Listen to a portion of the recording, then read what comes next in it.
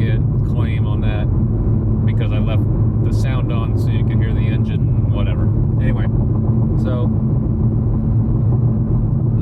just wanted to do a quick little video.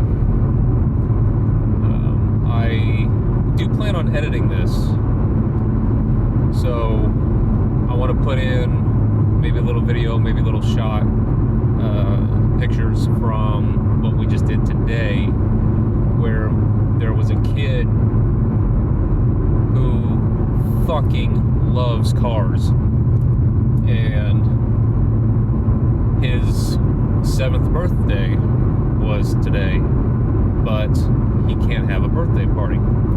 So what his parents did, his mom got on Facebook and decided to put a big thing out there of, hey, if you've got a neat car, can you bring it by? Can you do a drive-by at a certain time, and we'll make sure that he's outside. So it blew up, turned into a huge thing. There were hundreds of cars, all kinds, and the different kinds of cars did tend to stick together. A couple car clubs stuck together, but they had all kinds of stuff. They had motorcycles were all there. They had those old Volkswagen buses. They had an entire procession of those. They had big raised pickup trucks that all went out together. It was really neat. And an added benefit for us people with the speedy cars was that the entrance to his little round loop thing for his house was about a mile down the road from where we staged all of the vehicles, which was not big enough for all the vehicles, by the way, at all. So when we pulled out to go down there, it's not like we were just driving in a neighborhood or anything like that. No, it was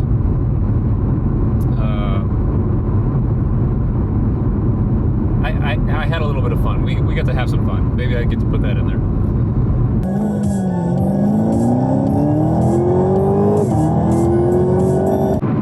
So that's what just came from today. Made a quick stop at a gas station, pick up drink and snacks. The guy there was very... I stopped at 2 places because at the first place, the gas station convenience store part was one of those things where it was just a person inside of a booth. A lot of the material was outside. She had all the smokes and stuff on it, so there wasn't a thing there. So I walked over to the Burger King, and they were closed. Well, the Burger King restrooms were blocked off. So I wanted, and plus the little convenience store thing didn't have the stuff I wanted. So I went down an exit, and there was a Circle K or whatever, and they had the stuff I wanted, but the bathroom was closed down. So I just asked the guy, and I was wearing the face mask, the proper mask with my mask over it, and I just asked the guy, you know, I'm driving back down to Tucson. Is there anywhere that around here that I can take a piss? And he said no, he didn't know anything around there. So when we finished up, I guess he took notice of the fact that I was trying to be careful, and he said, just, yeah, after I got done swiping and everything like that, he said, just leave your stuff here and come on. So he let me in, and that was very kind of him, and I would say that it's probably okay if I'm the only one that did that today. For them, I guess. So, but I was very clean, and I'm just doing it, you know, not only for my benefit, but for everybody else's. I'm trying to be safe too. So, but that was very nice. I can now drive to Tucson without needing to pee the entire way. So, I wanted to do a quick update.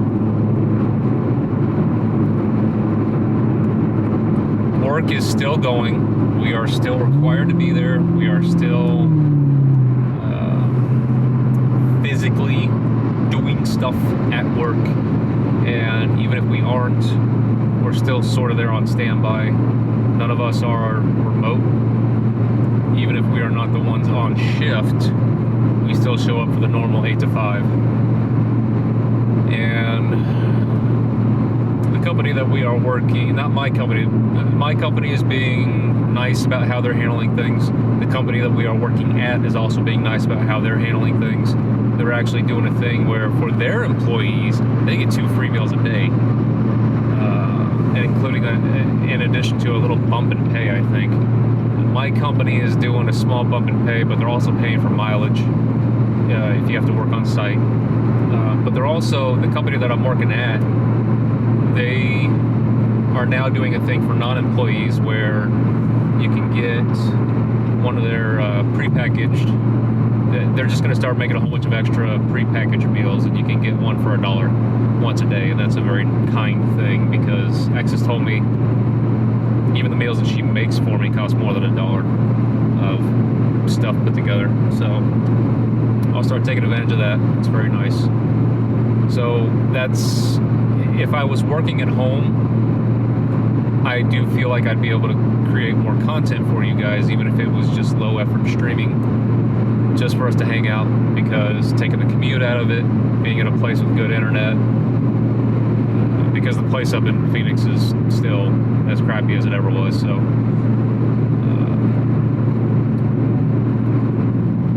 that's where work is at, and so now we're back to everything else.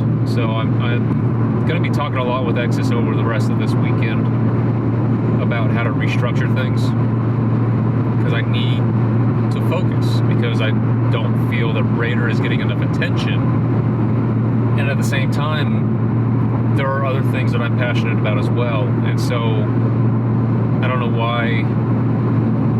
I've talked about wanting to do a number of different things at a time before, but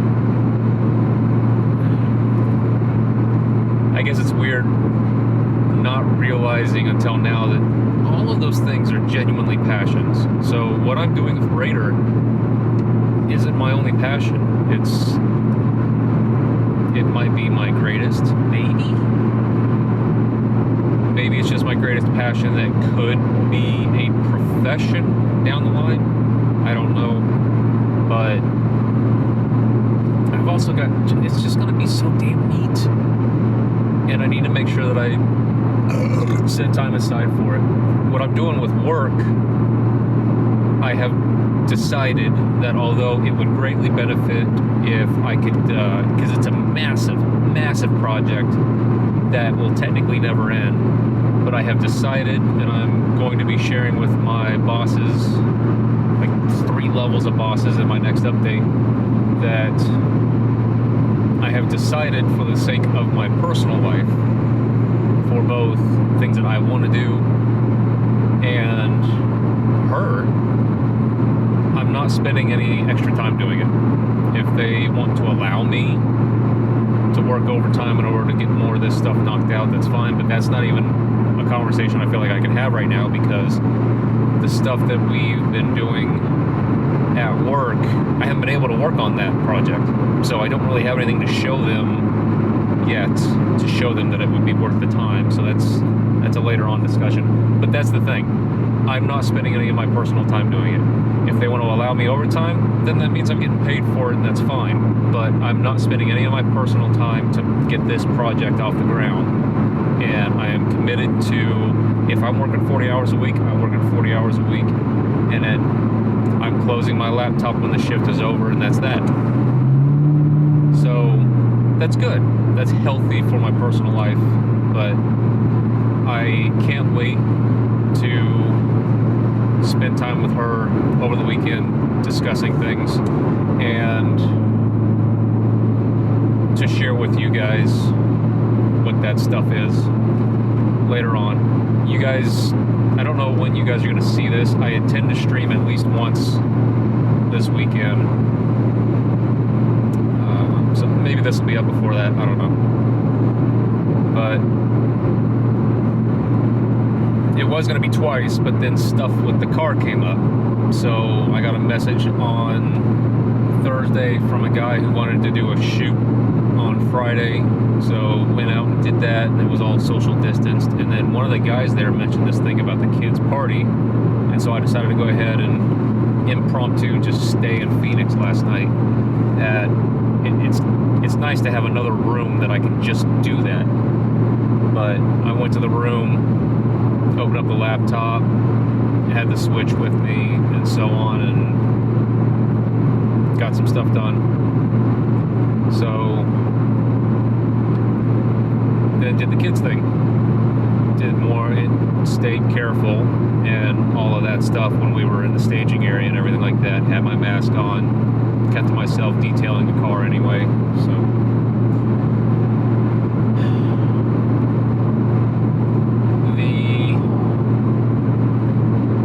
the main thing I wanted to talk about though is Persona, because damn, I am loving being back in that world, being back in that game, and I'm just gonna keep going. I felt the same about Dragon Quest, and I would still be playing the balls off of Dragon Quest right now if Persona didn't come out.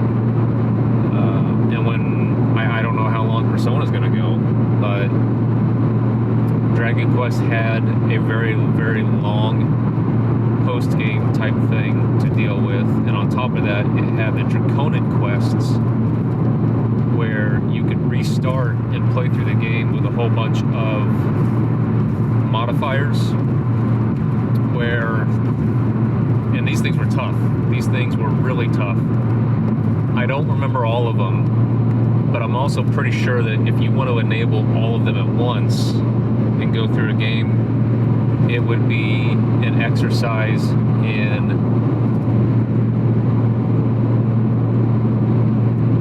torture.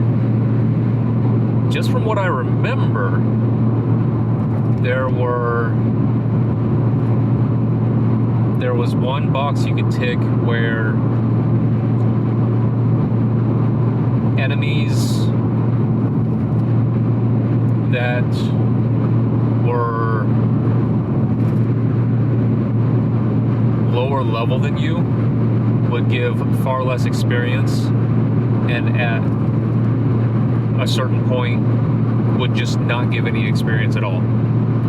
So that would make it to where, with all of the other options, I always kept thinking to myself as I was reading down the list, well, you could just go farm.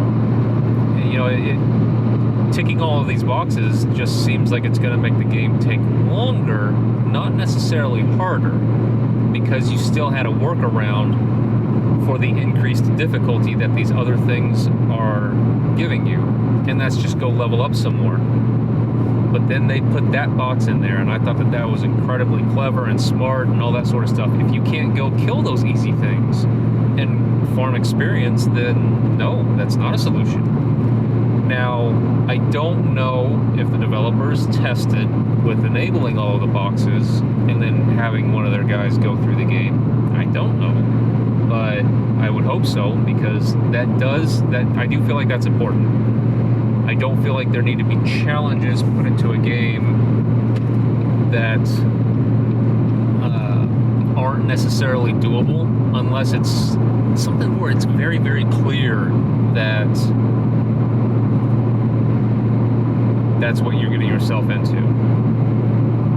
For example, there could be a game where you actually can't tick two boxes at, a particular two boxes at once, because they just completely cancel the other one, or not cancel, but they just don't work together.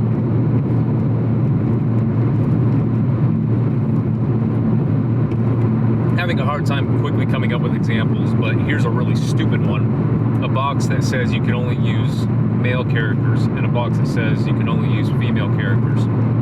Or I guess the better wording would be that a box that says you can't use male characters, and a box that says you can't use female characters. Well, unless you're just playing with robots or something, then, which doesn't need to be an option, then you couldn't play with any characters. So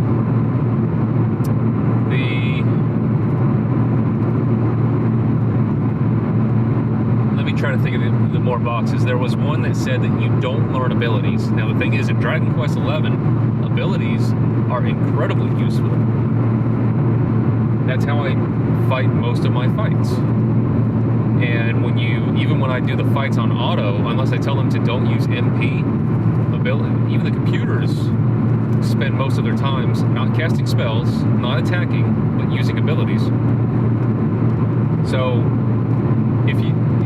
that alone would change the game entirely, because then it becomes much more important what skills you go for in the skill trees and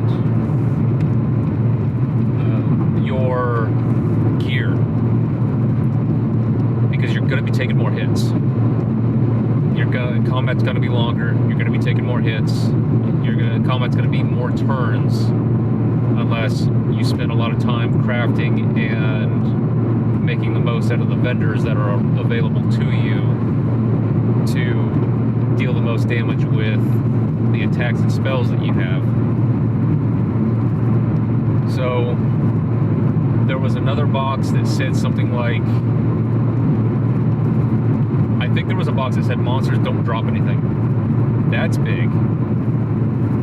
I think there are limited situations where you get gear this way, but not dropping items, not dropping crafting material. That turns off certain recipes, I bet. So that's a big thing. There were probably at least a dozen little check boxes, and so that sounds fun to me. I don't know what I would do. I don't know if the completionist type in me thinks, well, is there really a reason to just tick 7 or 8 boxes? Because it's not like completing the game, having done that, is going to make doing the other 4 any easier, because you still have to tick the first 7 or 8 anyway. So that, whether you do it now or later, doing a playthrough with all of them at the same time is going to be just as difficult. So I don't know. But Persona. Now Persona has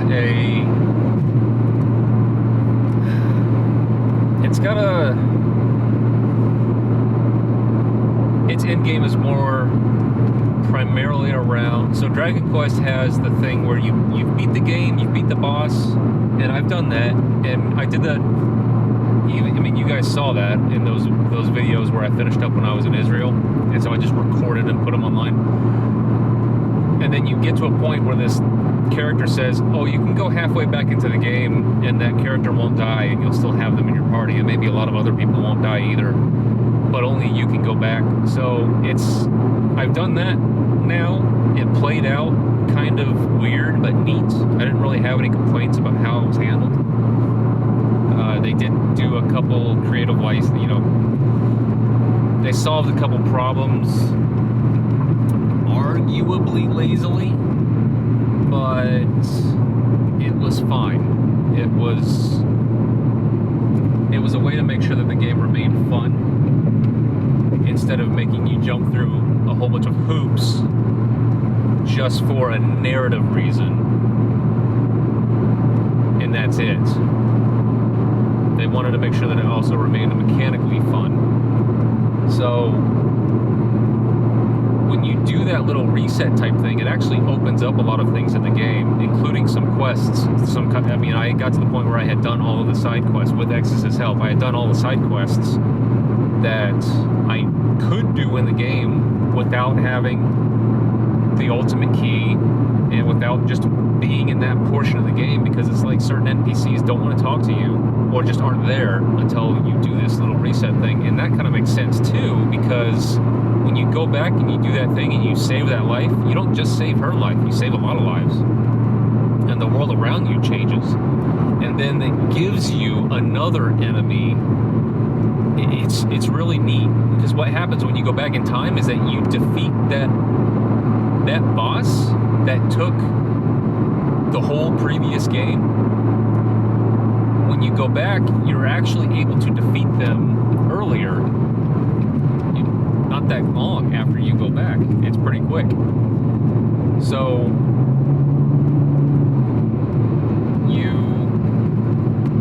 the game kind of needs to give you a reason to keep playing. It would. I don't think it would have been. It definitely wouldn't have been good enough for me because I didn't care about the character anyway. I was happy she died, but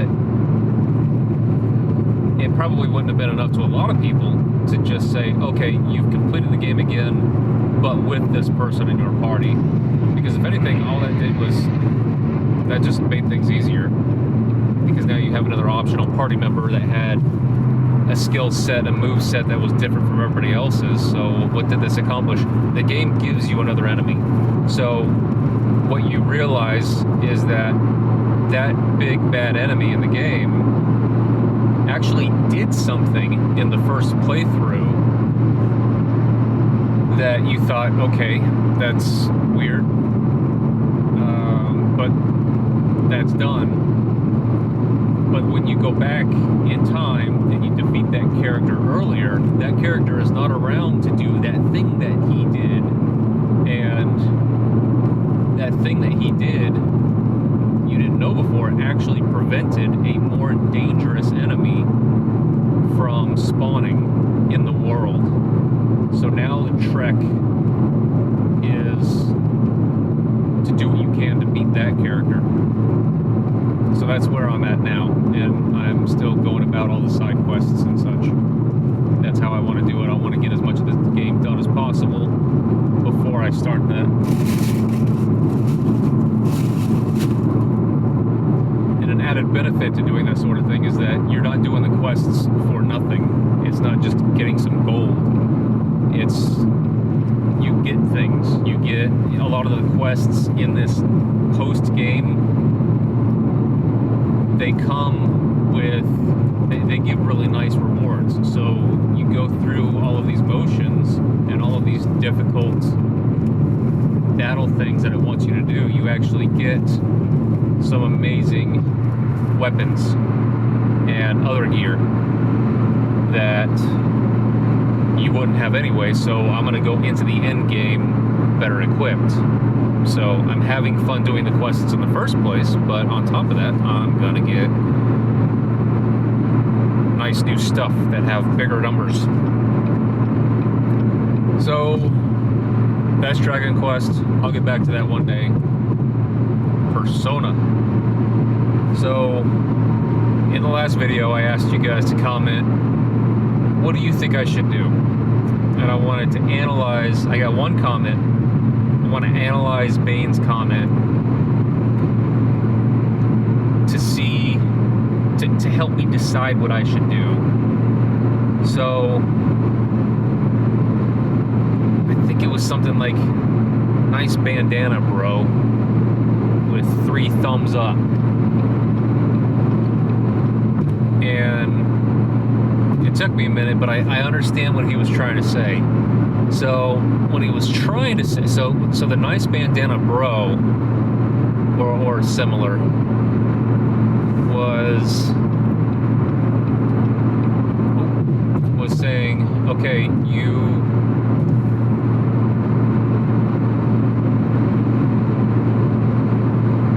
how things look and appear to you seems to matter. So if you care about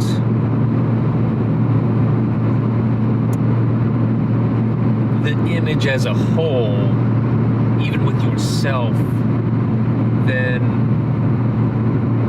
maybe you care about it. Maybe you should realize that priority in the game as well. And you were talking about having that priority of wanting to experience everything that the game had to offer. There's a lot of superfluous writing, but there's also just a lot of world building stuff. And so it seems like, I mean, you're saying that matters to you, but you're also considering just ignoring it and letting it fall to the wayside. I don't think you should do that. I don't think you should do that. So that was more of, okay, that's sort of him explaining why he was voting for me going back now instead of waiting until the New Game Plus. And then he provided the key element that made me realize how I could do this, go back and redo this month and a half plus of in-game play again and still be enjoying it as if it was something new. And that was those 3 thumbs up. Because when I saw those characters, I thought, what do those mean? What do those mean? I mean, it wasn't just 1, it was 3. So 1 thumbs up wasn't enough. 2 wasn't enough either. 4 was too much. 3. And I was just thinking to myself, you know, if I could speak emoji, then this would be a lot easier. I would understand what this. And that was the eureka moment right there. I thought, that's another language. That's a language that I can understand a little bit, but I don't speak it yet. You know where else that is true? I'm learning Japanese. So, he provided me not only with the direction he wanted me to go in, but also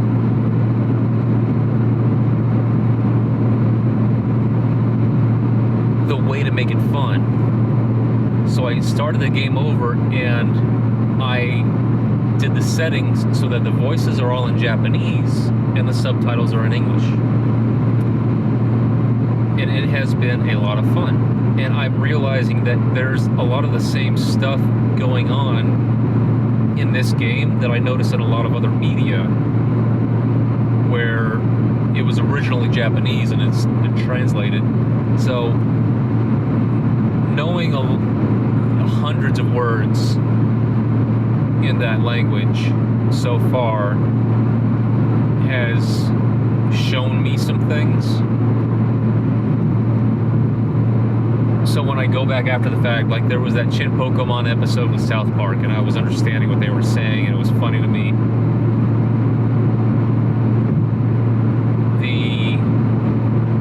I recently watched The Last Samurai, and it was weird because I thought, well, this Tom Cruise got very famous in Japan because of what he did with showing this, these parts of their culture, and I thought that must have meant that they did it well, and maybe I have to assume that was true, but it seems like the care that they appreciated that he took didn't go over to how the producers of the movie handled the translation for the English subtitles of the Japanese parts that were spoken in the movie. So, and this is something that even basic knowledge will, basic words that you guys know,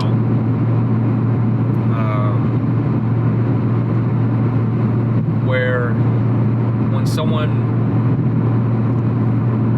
before I just assumed that the words on the bottom were what they were saying, pretty much close to exact, but when I hear now a character say, I'm sorry, that's it. And it makes sense in the context of the situation, but that's all they say. I'm sorry. But on the bottom of the screen, it says something like, sorry for my dishonor, or I apologize for my dishonor, or forgive my dishonor, I think is what it said. That would be a really neat thing to say, but they didn't say that. So, and I'm wondering if that's going to always be the case when they do a form, and this isn't even originally Japanese media, it was a Hollywood movie, but they were still, translation is a form or an aspect of localization, and that's how they handled it. It was a little weird. And here in Persona, I'm experiencing the same thing. There's, especially the fucking cat, who is, like I was saying, there's a lot less of the cat bugging you, but it still does. But there are plenty of situations where the cat just says "yosh," which is sort of it translates to something like "all right," but there's like 2 sentences down there, and that's when even if you don't know what's going on, you're pretty sure that that wasn't translated right, because 1 syllable does not make 2 sentences. So those are the obvious ones, but there are other ones where I'll hear a word that I know and not that I suspect I know. No, like a 3 or 4 syllable word in there, and that's when you know that it's not supposed to be something else. Like how I talked on that Neo stream where with Chase and Chase and Hardcore in chat, I was saying how she is 50 or 60 different words. You need the context. When I hear a 3 or 4 syllable word and I know that it applies to whatever is going on, I know that that is the word that was intended, but then I don't see the word. Where's the word? Those are times I'm wondering why the localization happened the way it did. There are other times where I will see a word but not hear it, but that I'm less skeptical of, because that's probably because there's a form of the word that I just don't know. Because like for example, I know 3 different ways to say girl. I can assume that there are other ways to say other words I don't know that I just haven't learned yet. So that's fine. But it's fun. It's making it fun, and I am learning. It's very, very slow. There are people that have said that they've learned chunks of anime or chunks of Japanese just by watching anime with subtitles. And I gotta say, as someone who already knows hundreds of words before trying to do that sort of stuff, I don't know how they learned without having some other guide or tool alongside. I've got a couple different phone apps. I've also got a website that's teaching me kanji. So, and then I've got audio stuff that I can listen to. I haven't listened to it in a while, but I need to start just making that a habit. I don't understand how that could be the only way that someone has picked up on stuff, because damn, that's... Even now, I'm listening to their sentences, and I'm seeing something on screen, and word order is different in that language, and so every once in a while, what I will learn, I am picking up stuff, but usually it has to do with a different way of using a word that I already knew, and that is learning. That is good. So I'm learning little bits about Japanese. I'm turning it on auto, so that the text box goes when they're done speaking, instead of me waiting. Because again, what they are saying and what's in the text box are not always one-to-one anyway.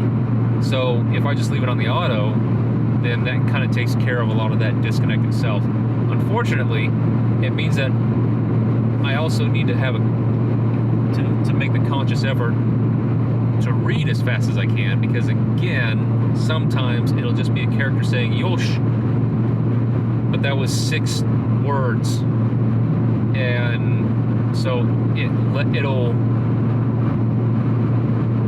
won't cut the box off. It'll let the words form and get put up in there, but only a split second after that has happened, bam, it goes to the next one, because the character, they don't want to have the character just sitting there. If you've got auto on, they want them to continue to talk. So So I did start over doing that, and I'm having a blast. I'm listening to everything, and it's very interesting. I forgot I was wrong on the last one, where I was talking about how they introduced the new character already once, and in a way that was kind of spoilery. I forgot that actually after because the beginning of the game starts halfway through the story. Once you go back and you start the game anew, I forgot they actually do introduce her into the thing. You first see her, she's riding the same bus to the same school you are, or subway. So you see her there, there's a little bit of an exchange, she's very kind to you. She was trying to help a lady take a seat, that didn't happen. Some asshole took it, you offered to interject, she says no, she thanks you for that after that. And then later on, you actually see her in the school, and I didn't know this before because I wasn't doing this, but if you start to listen to the conversations of all the students that are going on in the school, they're talking about her too. So no longer are you the only transfer student in the school. There's a first year, because you're a second year, there's a first year transfer student that everyone's talking about. She's a gymnastics prodigy, and they keep talking about how skinny she is, which is weird because she doesn't have the same body type that Anne does. And I think that if anybody, Anne, the international model who was living there in the town, would be the one that people were talking about being skinny, because that's just how her character was created. And I don't think that this new character has any sort of unhealthily skinny look going on to her. In fact, to me, she just looks like Makoto. And we already know Makoto, so I don't know why they keep drilling that point home. She doesn't dress in a way that shows it off. She's dressing just as properly as Makoto does, so I don't know why that keeps being something that you hear or that you see, but there it is. Weather is getting shitty, and that's awesome. Because in Arizona, I wish for anything that is not sun. Good thing it was nice at that kid's house, though. But anyway, so not only am I finding an excuse to go back and spend more time in this world on this new playthrough, but I'm being more attentive to this world, and it's starting to fill things out a bit more. So there are starting to be things that I am learning that I never knew before, because I skipped a lot of the stuff when I was playing through it the first time because I was doing it on stream. I wanted to skip all that extra text. I skipped a lot of the cat text. I skipped a lot of Ryuji's text. I skipped a lot of Yusuke's text. I skipped pretty much all of the just other students, or the stuff that you would hear once the Phantom Thieves Network became a thing, once Mishima started the website, and overnight you would always hear things from, it would show you posts from people on the site, and I would always just skim through that so that you and I could get to the next part of the game. And reading all that stuff is actually very interesting. Some of it is just regular stuff that you would expect to hear. It's not particularly rewarding, but it's good to know that it's there and that they didn't forget it or leave it out. But some of the other stuff gets you thinking about things that you weren't probably focusing on, and that's awesome. There was a couple of students that were talking about a location. It didn't open it up on the map, but I'm wondering if I heard that same conversation again later, when I start to have more travel places given to me on the map, might that open up a location the same way that reading about it in a book or a pamphlet would when you got a seat on a subway? Or now in this remake or reissue, you can sit at the bar at Cafe LeBlanc, the place that you stay at, and read whatever. So that's an additional place where you can read. I guess that does kind of make it look weird before, where the only only chance you had to read was if you got a seat on the subway on the way to school. And I think that was it. You could study at the diner and you could study at school, but I don't think that there was a place where you could sit and just read one of the books that you carried around with you. It was like only on the subway can you read a book. You couldn't even read a book in your room. So I like that that's now an option and isn't something weird anymore. So anyway, so Bain, thank you for providing the solution with your comment. I'm sure that's what you were going for. But anyway, this video's went on long enough. I hope to show you guys more of the car stuff. If I see some stuff that's interesting because there were TV networks there, and there were tons of people. That whole loop that we took, there were people out in more than half the yards.